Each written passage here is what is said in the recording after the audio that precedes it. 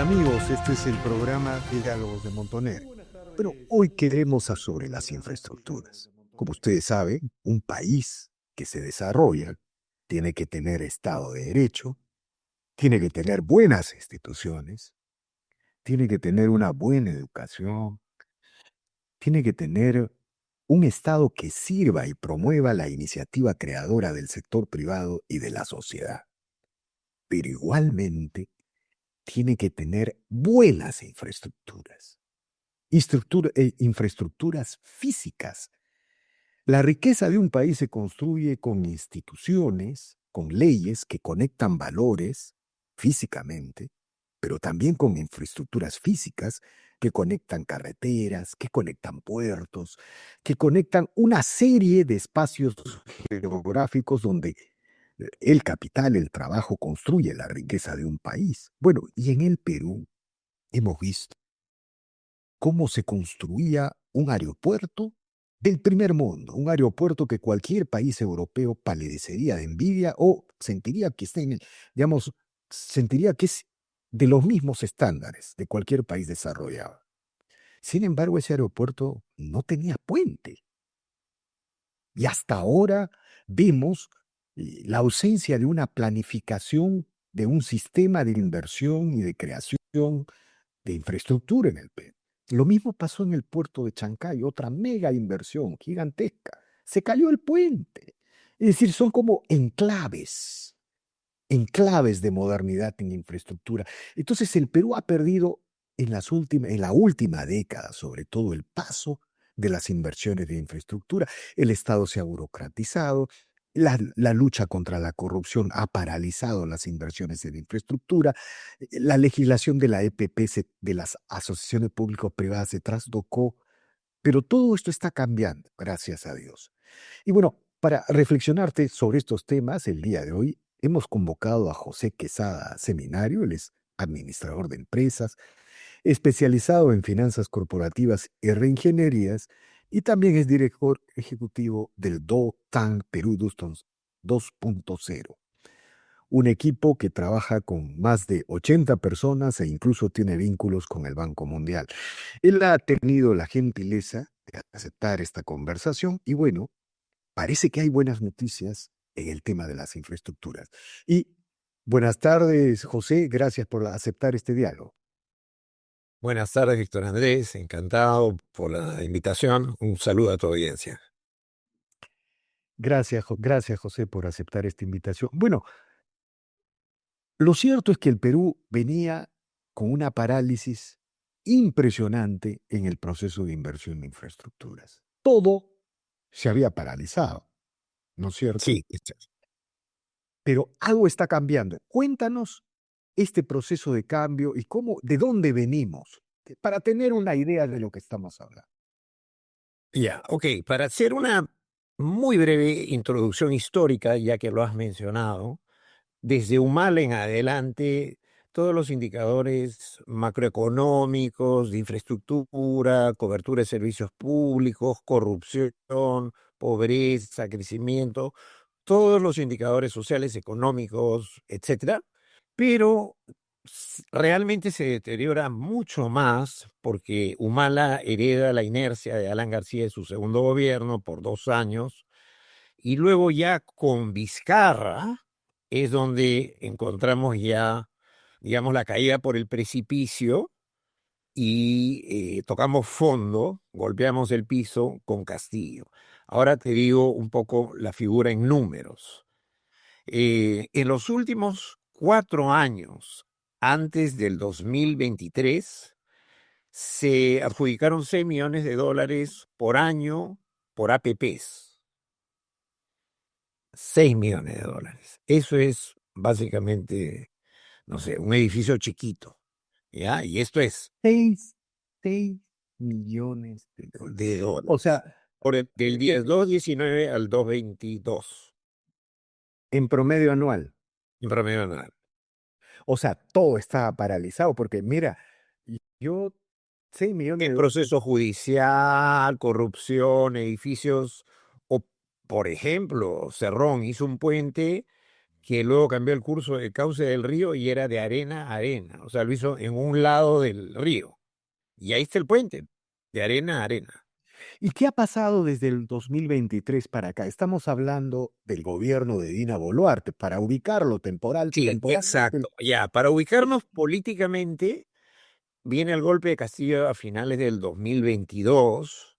Ya Castillo también le había metido 2.500 millones a Petroperú, pero básicamente no hizo nada. Si no se llevó los cubiertos de Palacio, es porque creo que era una bolsa muy grande y complicada, pero creo que la vajilla también. Entonces, entra Boluarte y el primer semestre de 2023 hace un llamado a todos los tecnócratas, dijo, por favor, dennos propuestas porque necesitamos sacar adelante nuestro país. Tú debes recordar Carlos Neuhaus, Carlos Paredes, Anín, Confiep, entre esos Perú 2.0, Dutank, con estos 80 personas. Entonces hicimos cuestionarios para todo el mundo y hicimos un plan nacional de cierre de brechas de infraestructura y modernización del sector público. Eso implicaba que salir del problema de corrupción, crear infraestructura grande, no invertir, sino que ellos pongan la plata y tener estándares de calidad world class. O sea, no hay ninguna razón ahora para que no tengamos trenes como los mejores de Europa, ¿ya? Mm. No hay ninguna razón para que no tengamos los mejores hospitales como Madrid. Un ejemplo de eso es Isabel Díaz Ayuso, que ha hecho todo por APPs y tiene los mejores metros. Es la tercera ciudad más competitiva del mundo.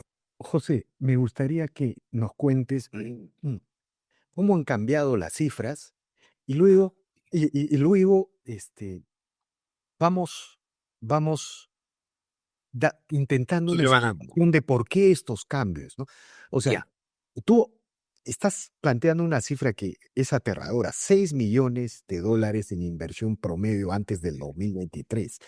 Eso es un edificio en Gamarra, ¿no es pero cierto? exacto. ¿No? Es Y un además una parálisis total y desacople de gestión pública, ¿no? O sea, claro. ¿Y nada. O sea, cómo cambiaron las cifras desde el 2023? ya, acá es donde viene la cosa buena. Y acá hay que también reconocer méritos, porque es importante también la meritocracia y la buena gestión. Entonces, en ese momento teníamos al señor Salardi como director ejecutivo de Proinversión.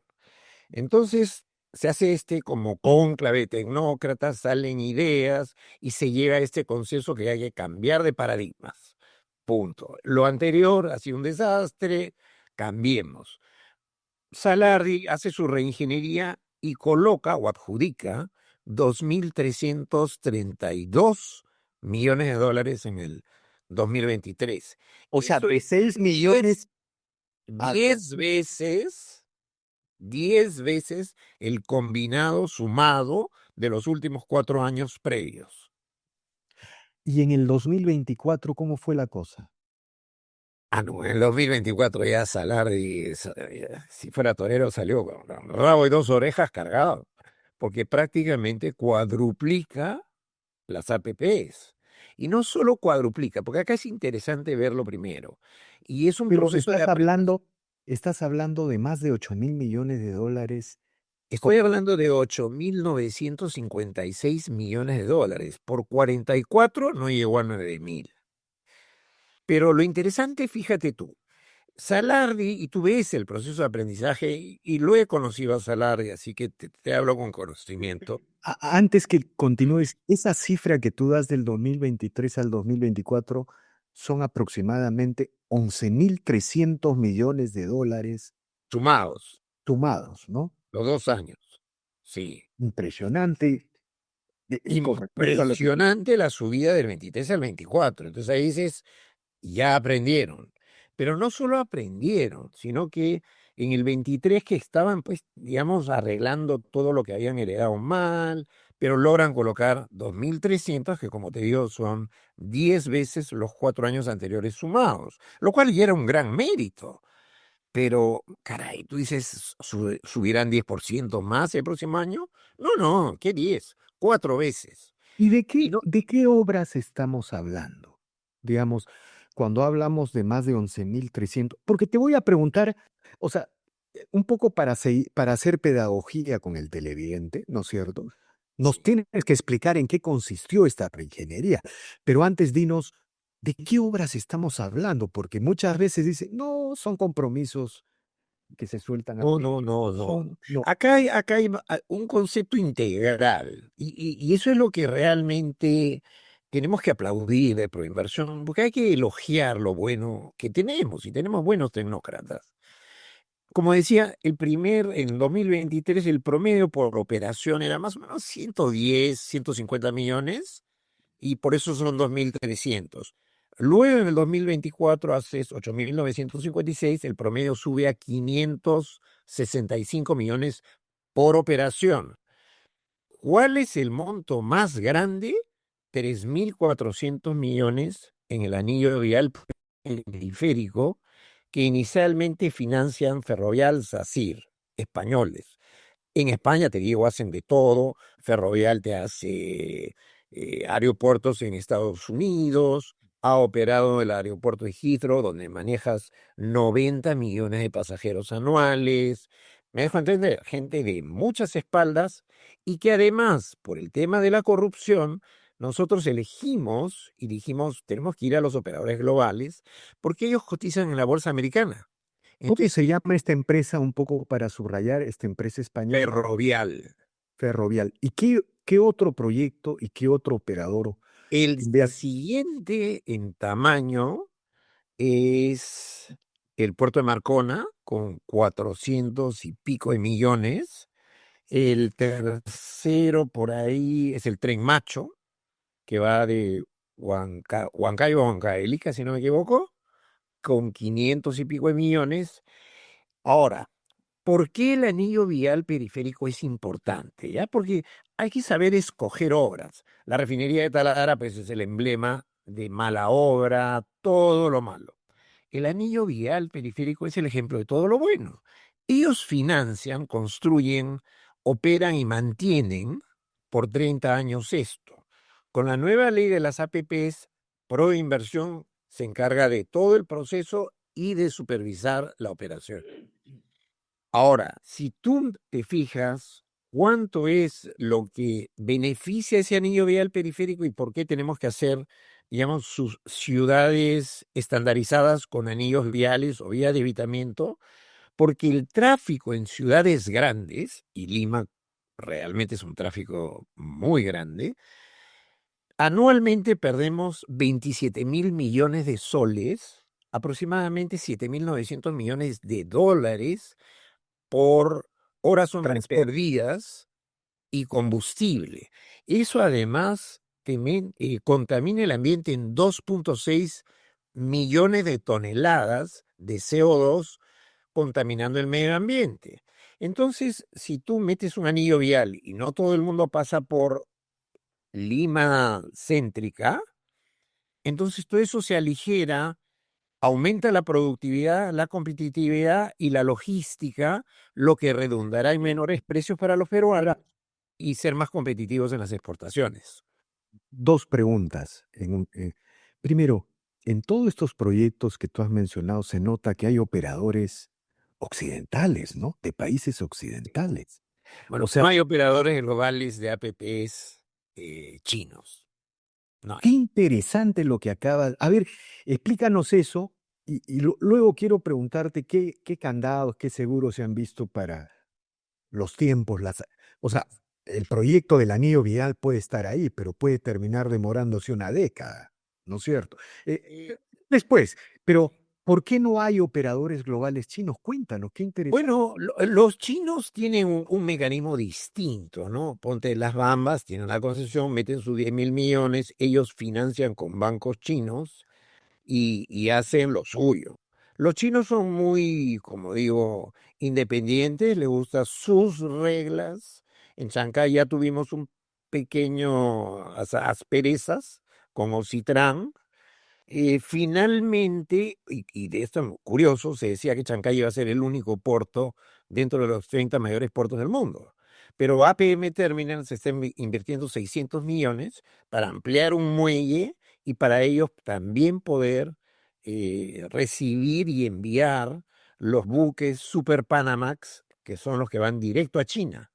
Y ellos lo hacen más rápido que Chancay, porque ellos tienen carga de exportación e importación, mientras que Chancay solo está recibiendo importación.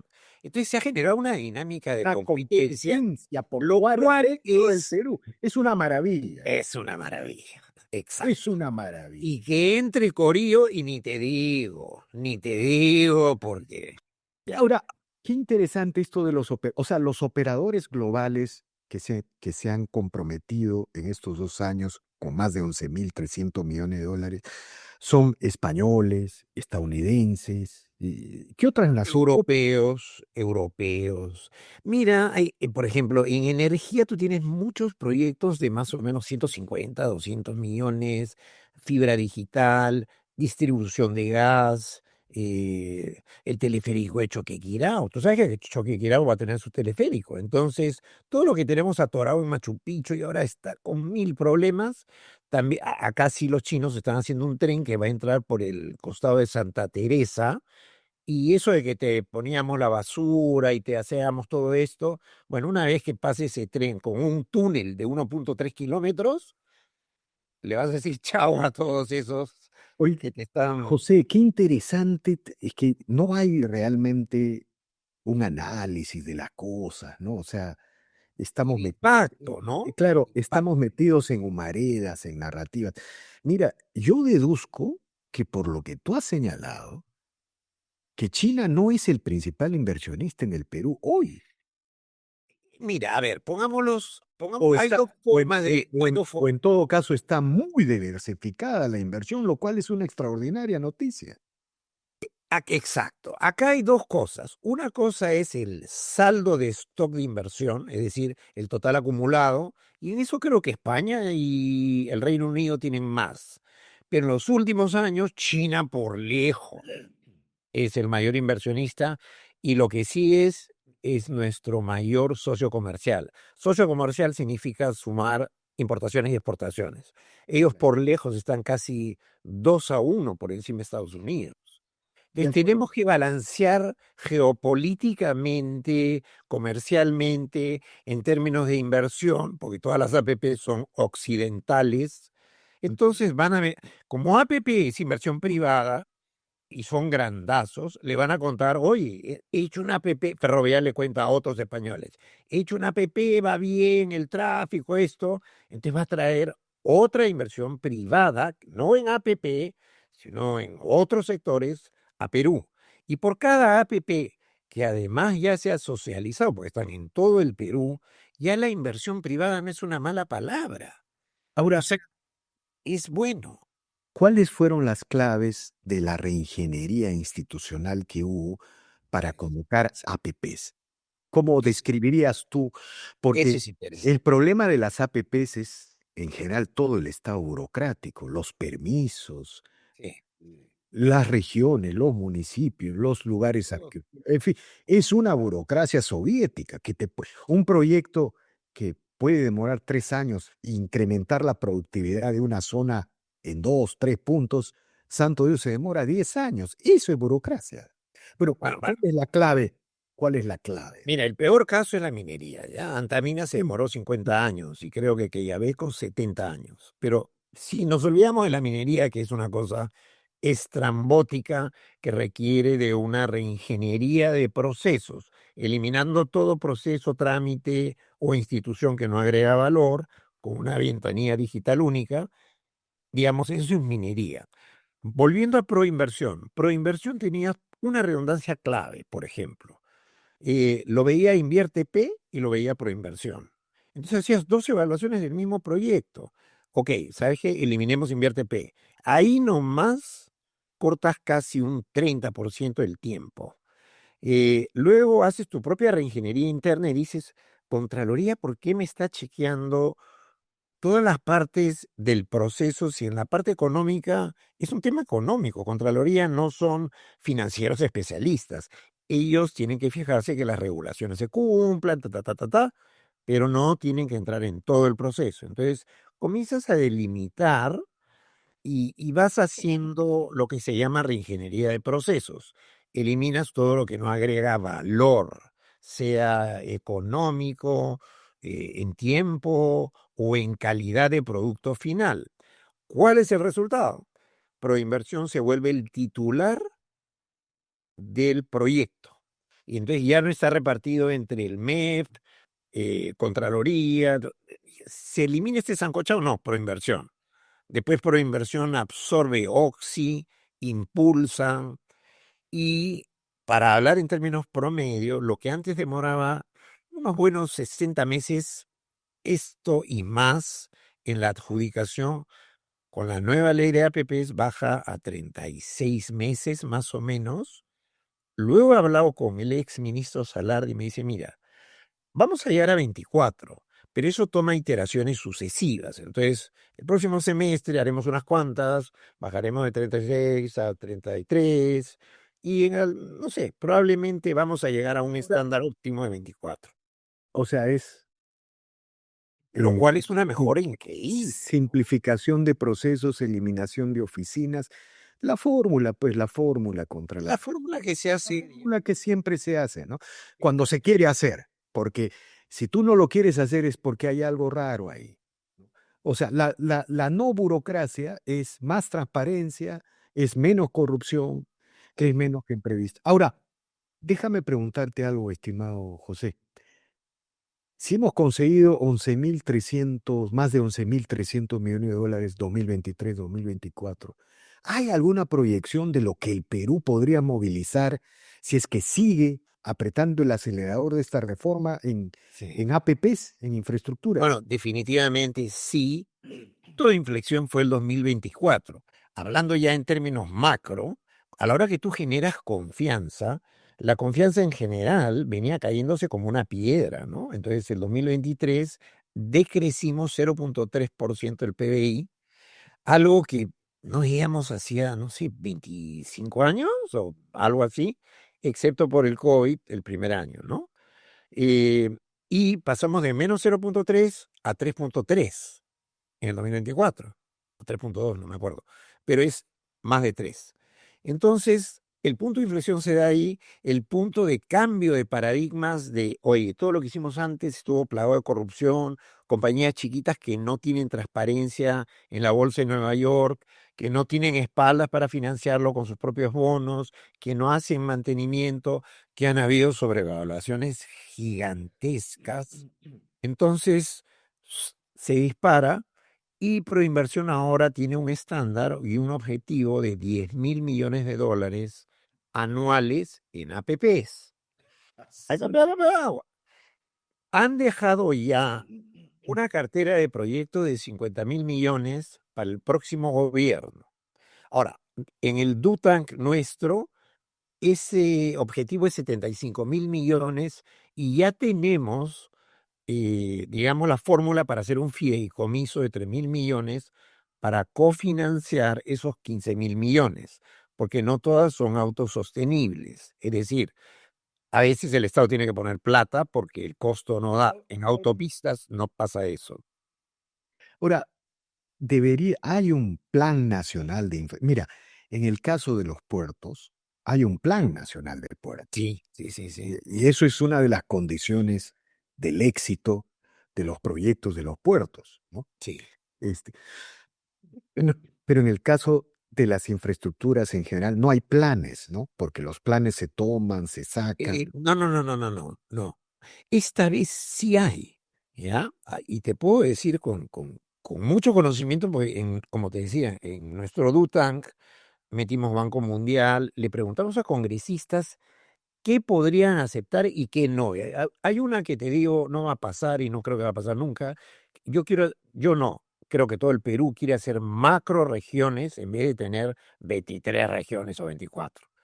Mira, tú le preguntas a APP, a Danza País, a quien sea, no hay ni una distinción. Todos te dicen no. Entonces, y hecho así, todo un cuestionario largo. No, y Pero, bueno, ok, eso no puedo pasarlo. No, me dijeron entre una cosa y otra y los 87 votos. Entonces le dije, mira, ok, respeto lo que dices, pero si hago macro regiones administrativas, es ponte a pensar, hay regiones que son más chicas que San Juan del Lurigancho en términos de población. Ujú. Y Perú y Lima tiene 11 millones de personas. Si tú sumas cualquiera de las 6 regiones más grandes, no llegas a 11 No, millones como Lima. la regionalización tiene que reformularse. Yo, Exacto.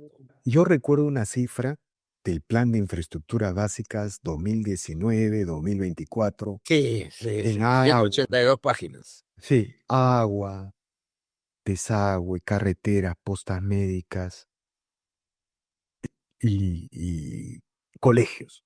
Ah, Esa cifra, mira, si fallo, tú sabes que yo soy periodista, era algo así como de 117.000 millones dólares. de dólares, creo, Sí, ¿ya? el número exacto es 120.000. Yo lo he leído, lo tengo. Y se ha gastado como 160.000 y los déficits han aumentado. Y la brecha a 1% ha aumentado a 150.000 millones. Claro, o sea, se ha gastado 160% de lo que se decía era la brecha básica de infraestructuras y el déficit ha aumentado. O sea, ¿a dónde se va la plata en las regiones? ¿Te das cuenta? A ver, Eso hay que cambiar, ¿no es cierto? ahí tienes un problema estructural que es transversal y que tenemos que arreglar, ¿ya? Y no es solo la minería informal, sino que si tú te pones a pensar, el PBI del Perú ha crecido 11 veces desde el 90. El PBI del Perú es básicamente el sector privado formal e informal. El presupuesto público también ha subido 11 veces. La pregunta es, ¿tenemos 11 veces más infraestructura? No. Tenemos probablemente 25 veces más personal, eh, 40 veces más tramitología, todo es más oneroso y ha habido corrupción. Entonces, si tú sumas esos tres componentes, ahí están los 150.000 millones de brecha de infraestructura. Entonces, ¿qué tienes que hacer? El 20% de los formales por impuesto a la renta, que es el más grueso, estamos subsidiando a toda la economía informal y todo el gasto público. Entonces, esto lo trabajamos mucho ya entre mucha gente. ¿Qué hacemos? Entonces pensamos, bueno, ¿sabes qué? Lo mejor para formalizar es un impuesto mínimo a la renta y que no nos interese más, pero ya comienzan a pagar y que el IGB le des unos 2 o 3 puntos a todo comprador. Entonces, si tú alineas los incentivos para la formalización en el sentido positivo por el lado del comprador, el comprador va a querer ese 3% que se lo van a abonar a una cuenta DNI del Banco de la Nación. Entonces, todos los meses de todo lo que compras, siempre vas a tener un sencillito a fin de mes. Porque si tú a los informales le dices, oye, formalízate, va a ser el mismo desastre que el reinfo. De Pero si acuerdo. a los vendedores, perdón, compradores le dices, te voy a dar de ese 18, 2 o 3 puntos absolutos, lo que entra en formalidad, porque van a pedir factura y todo esto, va a ser mucho mayor que esos 3 puntos de IGB que estás dándole como incentivo a la gente para que exija formalidad a los informales. ¿Me dejo De acuerdo. entender? Clarísimo. No, ahora ese es otro tema que, digamos, Uf, tendríamos gigante. que... Pero me gustaría por ahora focalizarme en este tema de las infraestructuras, José. ¿Por qué las obras por impuestos no funcionan en el Perú? Yo sé que hay tanta burocracia Sí. que una empresa que, por ejemplo, le quiere construir los puentes, las escuelas a una comunidad, tiene que poner 6 o 7 personas para sacar adelante una obra por impuestos. Santo Dios, es como si alguien quisiera que toda la potencia creadora del sector privado no se desencadene, ¿no? Entonces, ¿qué pasa con las obras por impuesto? Bueno, ahí te tengo algunas buenas noticias, ¿ah? Ojo. En el 2023 eran aproximadamente 100 millones de dólares. Si las APPs crecieron 4 veces, horas por impuestos creció 10 veces. Así que también ha habido lo que en ese momento nosotros planteamos como un nuevo procedimiento fast track. Entonces, y también hay efectos, digamos, beneficiosos en esta relación colaborativa, sector público, sector privado. Y que lo dijo muy bien Salardi. Oye, a mí no me discutan si un decimal o dos decimales del PBI que cueste la APP.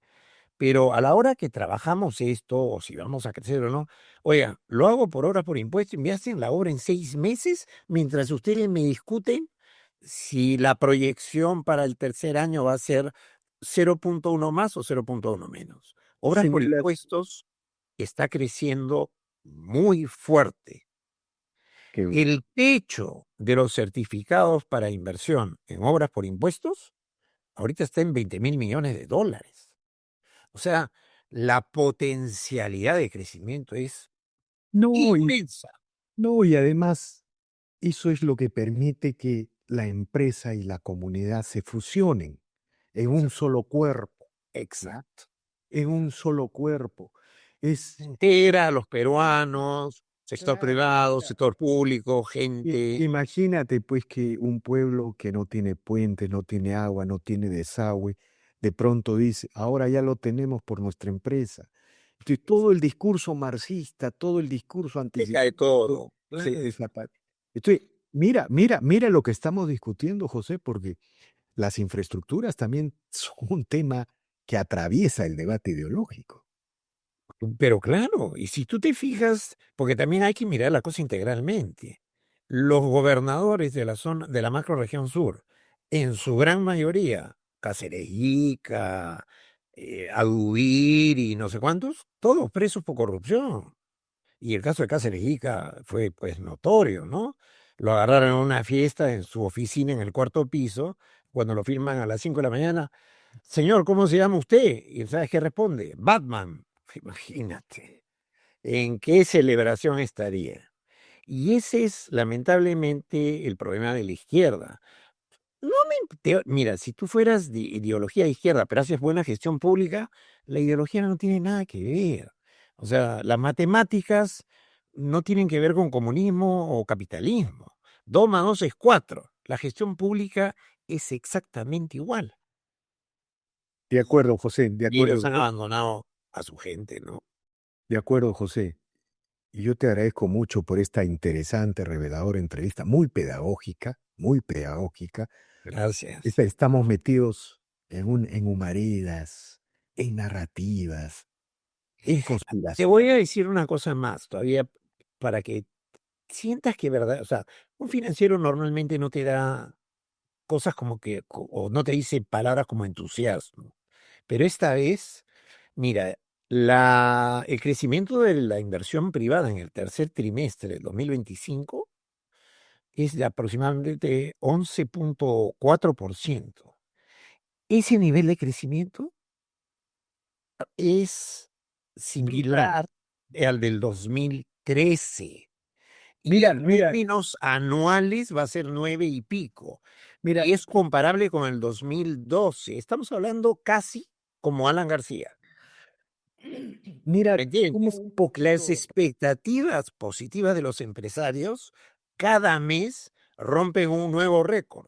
No, y me voy con esta cifra que me has dado, que se ha proyectado para los próximos años 50.000 millones de dólares en infraestructura, ¿no? Imagínate si conseguiríamos eso. Mira, y Entonces me claro, falta darte un dato más. Me falta darte un dato más, ya.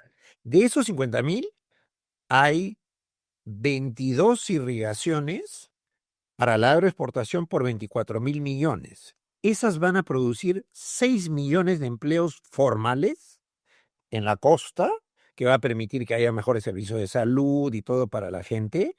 Y además, como se multiplica por 3 para